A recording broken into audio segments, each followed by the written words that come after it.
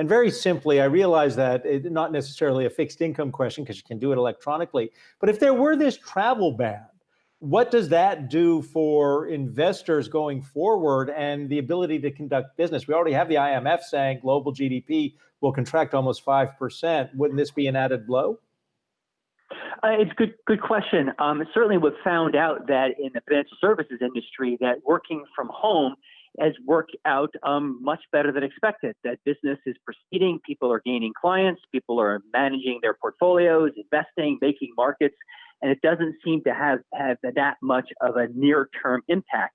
Could this be sustained indefinitely without movement of people between countries and offices around the world? Our company certainly has offices all over the world. We work with colleagues all over the world. It will be very interesting to see, but I don't think in the near term it has a big challenge or a big issue for near-term economic performance, except by the tourism industry, obviously. Michael, it's Julie here. So you're looking more broadly at the sort of market volatility that's been sparked by what you call the reopening versus reinfections.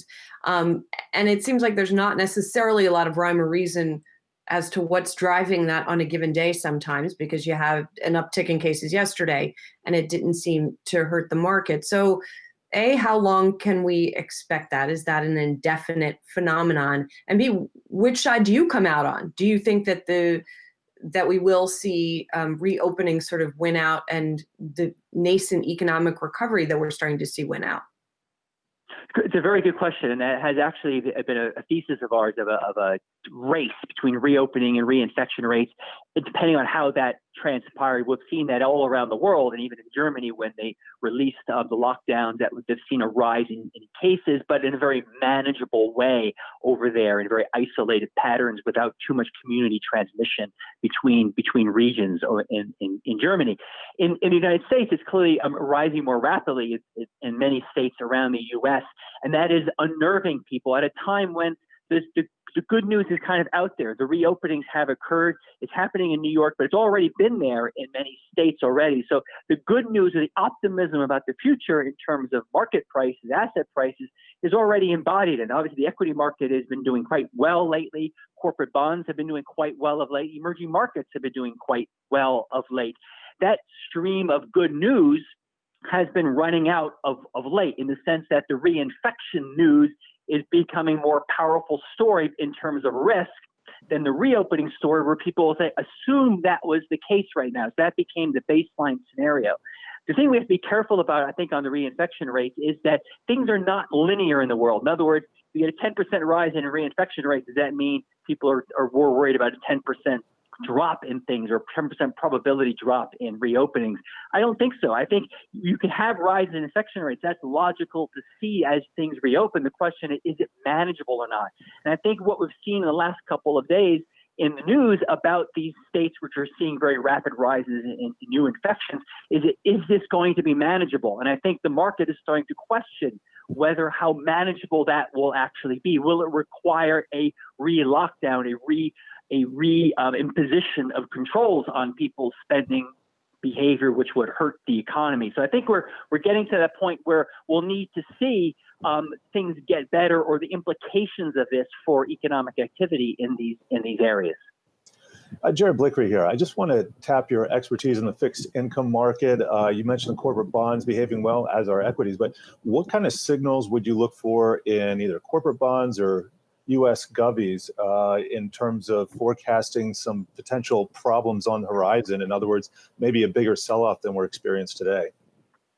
It's a good question. We've had a string of exceptional performance in asset prices in the second quarter after that meltdown in March. So we've recovered a lot, but we're still weaker in corporate bonds. We're still weaker today than we were at the beginning of the year.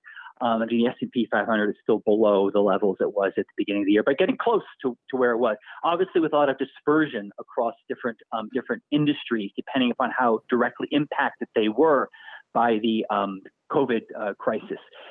Looking forward, we look to see, are those vulnerable areas of the economy, those cyclical sectors, cyclical companies that are most sensitive to developments, how are they viewed in the marketplace, they are still reasonably depressed in prices. They're not seeing a nearly as strong a recovery as in the non-cyclical kind of industries that are more dependent upon that benefit by working from home, working from ordering things online. Those industries still doing reasonably well. I think the other thing we have to keep in mind is that there is a lot of income support. So I think that the sell-off or correction, more likely, we're seeing now, don't know how long it's going to last. It'll depend upon how the information flow works in the next couple of days and weeks.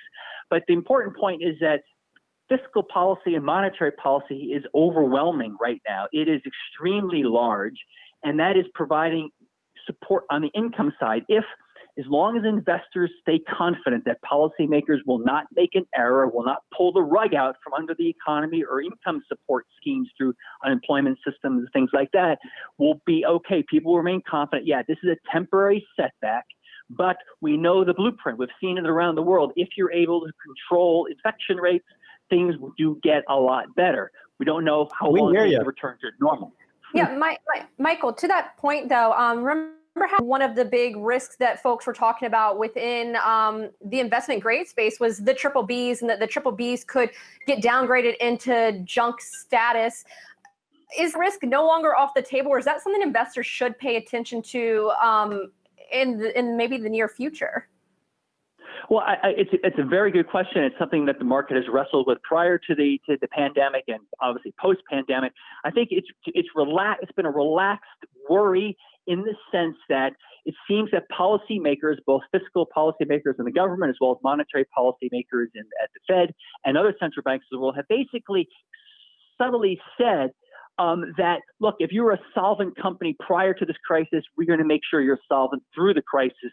After that, you're on your own, but we're not going to let the crisis economic lockdown cause you to go out of business. And certainly the Fed's announcement this week, they were going to begin buying directly corporate bonds in the marketplace of investment grade companies directly, not through ETFs, but direct buying based upon their own criteria, based upon some index they've created. That is an example of their willingness and capability of providing not unlimited support, but unlimited if necessary to provide the flow of credit to keep everyone solvent during this situation, so no one suffers through a lack of access to credit. Okay. Then down the road, sure, things might change.